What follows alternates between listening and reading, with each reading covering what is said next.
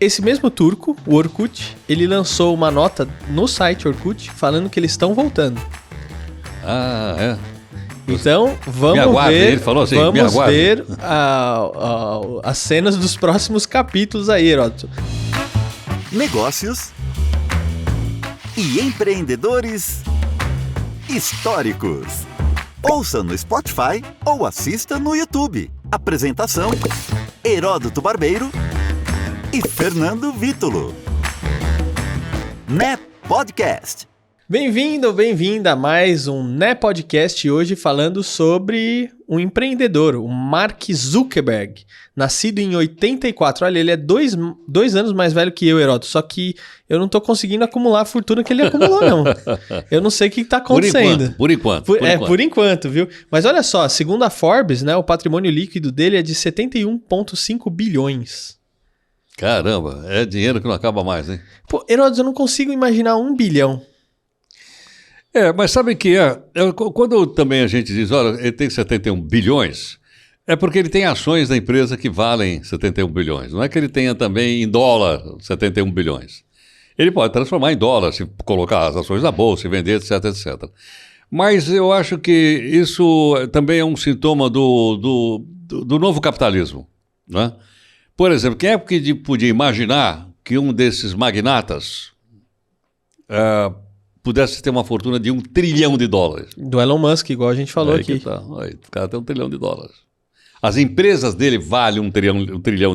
Não é que ele tem depositado na conta dele $1 trilhão. Sim, claro, claro. As empresas dele valem $1 trilhão. O cara é o principal acionista, logo a gente diz, não, o cara teve $1 trilhão. E há também outros que enriqueceram, que são os magnatas russos, né? Os aristocratas russos, que assaltaram o que sobrou da antiga União Soviética e transformaram-se em bilionários no mundo, né? Pegando o que sobrou lá da antiga União Soviética e transformando em empresas privadas particulares deles. Pois é. Mas olha só, o Facebook, né, que foi a empresa aí do Mark Zuckerberg, foi fundado em 2004 com mais 4 colegas da faculdade. Então, na época, eram 5 pessoas que fundaram aí, né? E desde 2010, a revista Time nomeou o Zuckerberg entre as 100 pessoas mais ricas e influentes do mundo. Porque eu acho que também uma das questões aí é a influência, né, Heródoto? Porque tem gente que é rica, mas tá ali low profile, não aparece, ninguém sabe que é, né? Tem um monte de bilionário que é assim.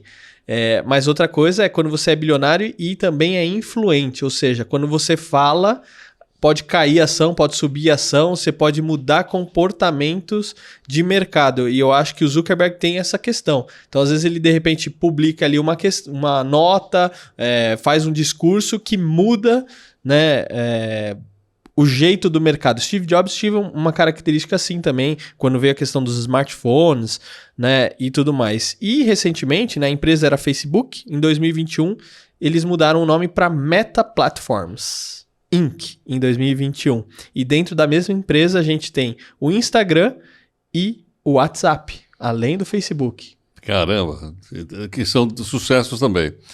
Agora um detalhe em relação aí a essa formulação do Facebook.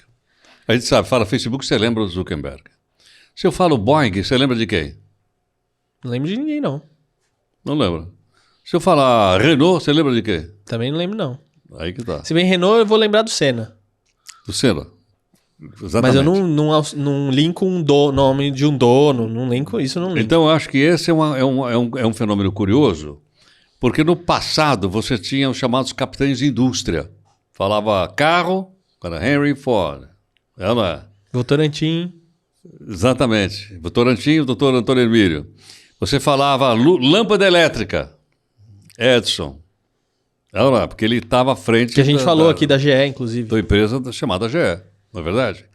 Então, hoje, o que ocorre é o seguinte, é que não é tão comum a identificação de uma empresa com o seu principal fundador, o seu líder. Porque, como você disse, é preferível o cara ficar low profile. Põe lá um presidente, não deu certo, põe outro presidente, e por aí fora. E ele não, ele é o cara que aparentemente está à frente, você fala, você lembra dele. Ou seja, ele representa uma boa parte dessa era da comunicação, dessa era da tecnologia digital que a gente está vivendo. É isso aí. Vamos lá. Então, quando a pessoa se envolve com uma coisa como essa, ela perde uma parte da sua privacidade. Zero, Eu vi o né? filme dele. Sim. O filme da história. Tem 2 filmes interessantes pro pessoal assistir, né? A Rede Social, que é justamente Acho o que foi filme esse que eu vi, que conta um pouco da história dele, da criação ali do Facebook. E tem um outro que fala sobre as redes sociais de maneira geral, que é O Dilema das Redes. Eu ouvi falar, mas eu não vi ainda. Esse é um filme muito Eu bom vou ver. também. Esse é um filme muito bacana pro pessoal que Então, tá está muito ligado a ele. Você não fala do nome, por exemplo, dos proprietários do Google? com A tanta não frequência ser se a gente igual... consultar no Google. Exatamente. Não é verdade ou não? Quem Exatamente. vocês são os fundadores, não é verdade? Exatamente. Agora, no caso dele, não. No caso dele, ele está à frente. Ele, como o Elon Musk, estão à frente desse empreendimento. São poucos, muito poucos. Alguns preferem se esconder, como os aristocratas russos que eu falei agora há pouco. Não é? Se escondem. Mas eles não, eles se expõem. E, logicamente, eles estão sujeitos a ações judiciais, a polêmicas, a críticas, a elogios, mas o nome deles está na história. E eu costumo brincar com o pessoal que nós temos 2 grandes quebras de paradigma. Você conhece bem, inclusive. Uma é com Gutenberg, lá na Alemanha, que você foi lá em Mainz, com ele, aquele quebrou. E outro, o Zuckerberg. Então eu falo, olha, é de Gutenberg a Zuckerberg. O Zuckerberg como símbolo dessa quebra de paradigmas da comunicação que a gente está vivendo hoje e que ninguém sabe onde vai parar. E interessante você mencionar isso, porque olha só, em 2014, eles compraram uma empresa chamada Oculus. Óculos. É uma palavra latina. Oculi, em latim significa olho. O que eles fazem essa empresa Oculus, Heródoto, você sabe? Eu acho que eles devem fazer um óculos. Você precisa de um óculos. Isso, é um óculos mesmo, mas é um óculos de realidade virtual. Ai. E aí se começou a popularizar a partir disso o conceito metaverso. O famoso metaverso, que claro, é um conceito ainda que está começando a ser construído, né? Então, a Meta, né, que é a empresa antes conhecida como Facebook, apresentou a ideia e anunciou o interesse em torná-la real. Então, hoje se tem muitas empresas grandes, olhando para esse novo mercado, porque, de novo, é um mercado também que vai mudar um monte de paradigmas. E aí, vou fazer uma ponte aqui com o livro 100 anos de rádio no Brasil, Heródoto. Porque esse ano de 2022 aqui está fazendo 100 anos desde a primeira transmissão de rádio no Brasil. E aí, junto com o Nilo Frateschi, você e eu, a gente está lançando um livro, né? E cujo primeiro capítulo é O Rádio no Metaverso. Exatamente, olha só que interessante. Esse é o capítulo número 1, Rádio no Metaverso. Eu acho que é uma coisa interessante. Agora, lembrando então ainda a presença do Zuckerberg, né? Ele está na história, ele passou para a história. Sem dúvida alguma é um personagem histórico importante porque ele representa essa nova fase pela qual a humanidade está vivendo. E a gente espera, logicamente, que todas essas descobertas levem a uma vida melhor para as pessoas, uma melhor distribuição da riqueza, né? Para que as pessoas possam viver mais, como já estão vivendo mais, e que a gente viva em paz, que infelizmente ainda não alcançamos. E com qualidade de vida, né, Heródoto? E com qualidade de vida, né? Sem sobreviver, né? Porque você tem viver ou sobreviver, tem diferenças grandes aí. Agora, Heródoto, é importante lembrar, quando a gente fala de Facebook, muita gente lembra do Orkut. Você tinha conta no Orkut, Heródoto? Eu não cheguei a ter conta no Orkut. O Orkut ele veio primeiro, né, do que o Facebook. Quem que fundou? Foi um turco. Que era o sobrenome, era Orkut, né? O nome dele era Orkut, era o nome dele. E ele era da Turquia. Olha só que interessante.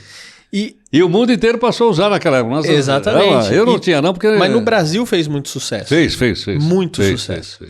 E esse mesmo turco, o Orkut, ele lançou uma nota no site Orkut falando que eles estão voltando.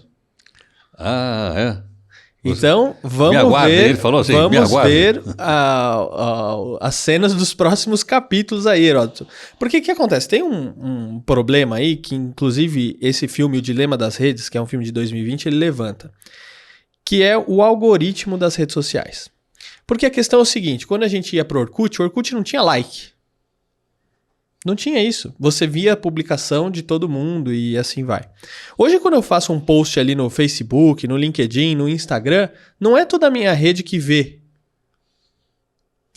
no máximo, 5%. No máximo. Estourando. E se for 5% é muito ainda. Por quê? Porque eles também têm os patrocinados. Claro. Igual a gente falou aqui do Google que tem os patrocinados, o Facebook, Instagram também tem os patrocinados deles ali. E eles querem que você coloque um dinheirinho ali para você aparecer para mais pessoas. E não importa se essa pessoa te segue ou não te segue. E aí o Orkut, ele disse que ele tá voltando aí com uma nova vertente, lembrando, remetendo aos tempos do passado aí de Orkut, que muita gente gostava, hein, Heródoto? Vamos ver Agora, como é que vai ser isso. Sempre foi um sonho, tanto da Facebook quanto qualquer outra, de você alcançar uma quantidade muito grande de pessoas. Vou voltar no passado. Quando você fazia um impresso e mandava... Como é que chamava isso, José? Quando a gente mandava aquele monte de impresso? Eram cartas. Mala direta. Mala direta. Sabe qual era o retorno? 5%.